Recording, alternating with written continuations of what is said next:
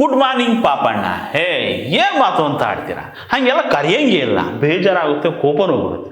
ಪಾಪು ಅಂತ ಕರಿಬೇಕು. ಈ ಪಾಪು ಇದೆಯಲ್ಲ, ಇದಕ್ಕೆ ನಮ್ಮ ಕೋಡನಕೋಟೆಯಲ್ಲಿ ಇನ್ಸ್ಪೆಕ್ಟ್ರು ನೌಕರಿ. ನೋಡಕ್ಕೆ ಖಡಕ್ಕು, ಮನ್ಸು ಮಾತ್ರ ಪಾಪು ಕಣ್ರಿ.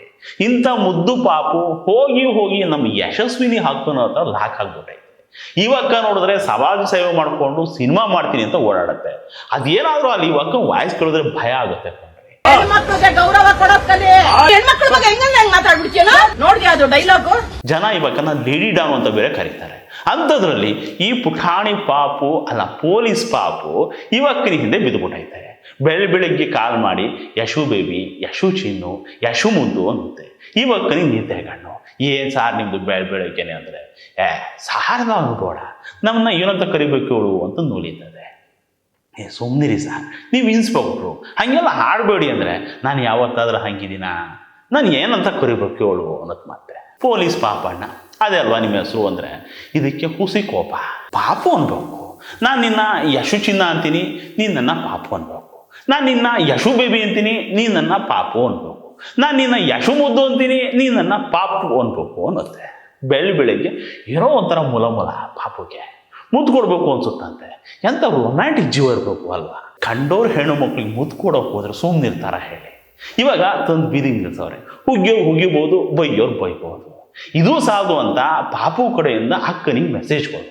ಅದು ಎಂಥ ಮೆಸೇಜು ಅಂದರೆ, ನಾನಿಲ್ಲಿ ಓದಿ ಹೇಳಂಗಿಲ್ಲ, ನೀವು ಬಾಯಿ ಬಿಟ್ಟು ಓದ್ಕೊಳ್ಳಂಗಿಲ್ಲ ಅಂತ ಪೋಲಿ. ಇಂಥ ಪಾಪು ಈಗಾಗಲೇ 2 ಸರಿ ಸಸ್ಪೆಂಡ್ ಆಗಿ ಮನೆಯಲ್ಲಿದ್ದು ರೆಸ್ಟ್ ತಗೊಂಡು ಈಗ ಮತ್ತೆ ಡಿಪಾರ್ಟ್ಮೆಂಟಿಗೆ ವಾಪಸ್ ಬಂದೈತೆ. ಆದರೂ ಇದು ಬುದ್ಧಿ ಕಲ್ತಿಲ್ಲ ಹಾಕಂಡ್ರೆ.